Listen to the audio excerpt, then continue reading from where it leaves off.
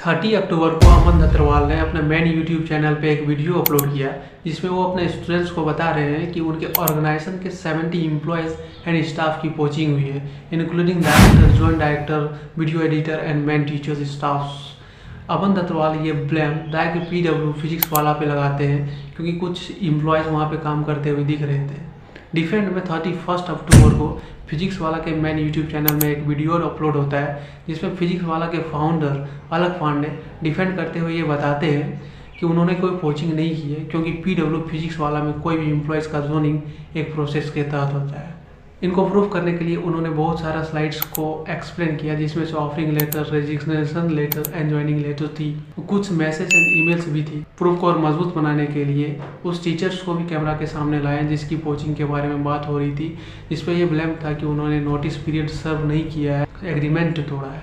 वो टीचर सामने आकर बोलते हैं कि वो खुद से आए हैं और उनको वर्क कल्चर PW का बहुत अच्छा लगने लगा। इस वीडियो के बाद 1 नवंबर को अमन दत्तरवाल ने अपने मेन यूट्यूब चैनल पे फिर से एक वीडियो अपलोड की जिसमें वो बच्चों के सामने एक सीक्रेट ऑडियो क्लिप रिवील करते हैं जिससे क्लियर हो जाता है कि उनके ऑर्गेनाइजेशन अपनी कक्षा के 70 एम्प्लॉयज़ की कोचिंग हुई है। दोस्तों, यूट्यूब में ये 3 वीडियो डालने के बाद अमन दत्तरवाल और अलख पांडे को चाहने वाले कमेंट करने लगे, वीडियो डालने लगे और अपना ओपिनियन देने लगे, जिस कारण से सोशल मीडिया में ट्रेंड करने लगा पोचिंग वर्ड।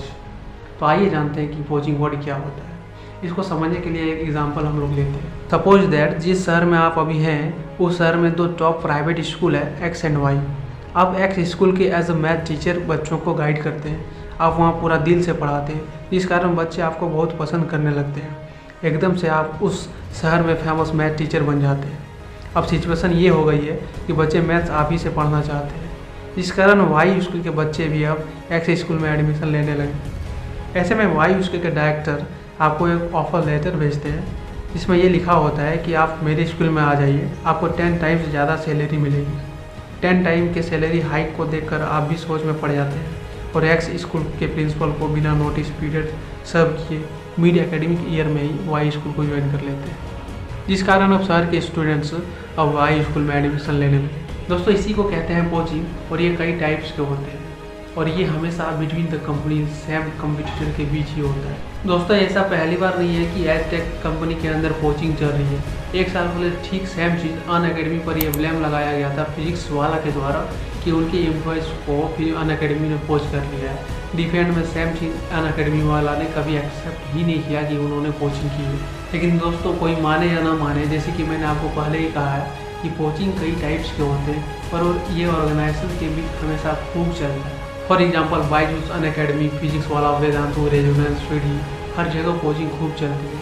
आप किसी को पर्सनली भी जानते होंगे कि आज वो इस कोचिंग में पढ़ा रहे हैं और कुछ दिन बाद दूसरे कोचिंग में पढ़ा रहे हैं। दोस्तों, यहाँ पे आप लोगों के एक मन में एक क्वेश्चन अराइज हो रहा होगा कि कोई भी कंपनी के बीच जब कोई एम्प्लॉय ज्वाइन करता है तो उसके बीच में एग्रीमेंट्स होती है और यदि इस एग्रीमेंट को कोई एम्प्लॉय ब्रेक करता है तो डेफिनेटली ये गलत हुआ, उसके साथ कोर्ट प्रोसीजर होना चाहिए क्योंकि ये इलीगल हुआ ना। लेकिन नहीं दोस्तों, इंडियन एक्ट 27 के अकॉर्डिंग कंपनीज के अंदर कोई भी एग्रीमेंट या कॉन्ट्रैक्ट जो किसी भी एम्प्लॉयज़ के वर्क फ्रीडम को, लिबर्टी को रोकेगी, उसे भारत सरकार रद्द कर देगा, उस एग्रीमेंट को वॉइड घोषित कर दिया जाएगा। इसलिए इंडिया में poaching is legal and permitted between the companies and organisation. यहाँ पे सरकार का और एक अपना स्टैंड है कि यदि कंपटीटर के बीच कंपटीशन खत्म हो जाएगी तो वर्क स्पेस नैरो हो जाएगा और देश में क्रिएटिव माइंड की क्राइसिस हो जाएगी। और ये परसेप्शन सिर्फ इंडिया में नहीं है, ये कनाडा, UK, फ्लोरिडा और फिलीपींस जैसे कंट्री भी सेम चीज़ को फॉलो करती है। लेकिन सारे ही कंट्रीज कोचिंग को इलीगल न कहकर अनएथिकल जैसे वर्ड का प्रयोग करती है। दोस्तों, अनएथिकल एंड कोचिंग जैसे वर्ड को थोड़ी देर के लिए साइड में रख दें तो कोरोना के समय में ऑनलाइन एजुकेशन का प्रचलन जिस प्रकार हुआ है, इससे इंडिया में स्टूडेंट की नई मजबूती मिली। सारे स्टूडेंट घर बैठे ही ऑफलाइन कोर्स से भी ज़्यादा सुविधा में पढ़ सकने लगे। PW अपनी कक्षा जैसे Aztec organisation established Aztec company को कम्पीट करने लगी और बहुत बढ़िया से कम्पीट करने के लिए PW और अपनी कक्षा ने फ्री एजुकेशन यूट्यूब पे देना शुरू कर दिया। धीरे धीरे इन्होंने ऐप भी लॉन्च किया और 90% फीस को कम कर दिया और यहीं से शुरू होती है unethical way of coaching teachers in Aztec company.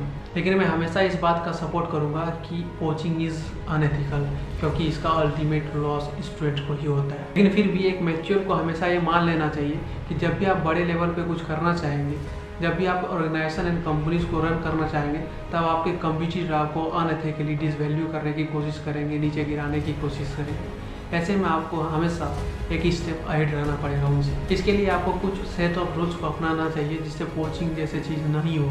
पहला, आपको ऑर्गेनाइजेशन के वर्क कल्चर को बढ़िया करना होगा, जिसमें तरह तरह की चीज़ें इंक्लूड होती है, जैसे कि एम्प्लॉयज़ HR के बीच सफिशिएंट अंडरस्टैंडिंग लेवल हो, ज़्यादा इरिटेट ना हो, फ्रेंडली टॉक हो। अगर एम्प्लॉय ज़्यादा परेशानी में दिख रहे हैं तो उनसे पर्सनल लेवल पे बात की जाए, उनको भरोसा दिलाना चाहिए। You are always with them in all measurable conditions. दूसरा है कि एम्प्लॉयज़ को हमेशा ये फील ही नहीं होना चाहिए कि वहाँ पे एम्प्लॉयज़ है, उसको हमेशा फील दिलाते रहिए कि वो उस कंपनी के, उस ऑर्गेनाइजेशन के ओनर है, मालिक है, जिससे उसके माइंड में हमेशा एथिक्स वाली कंडीशनिंग होती रहेगी और वो आपको और उस ऑर्गेनाइजेशन को कभी छोड़ के नहीं जाएंगे पैसे की लाइफ में और सैलरी हाइक की। और हमेशा employees and HR and director के बीच एक फैमिली कल्चर होना चाहिए, इससे कुछ भी नहीं होगा और काम भी ठीक से चलेगा।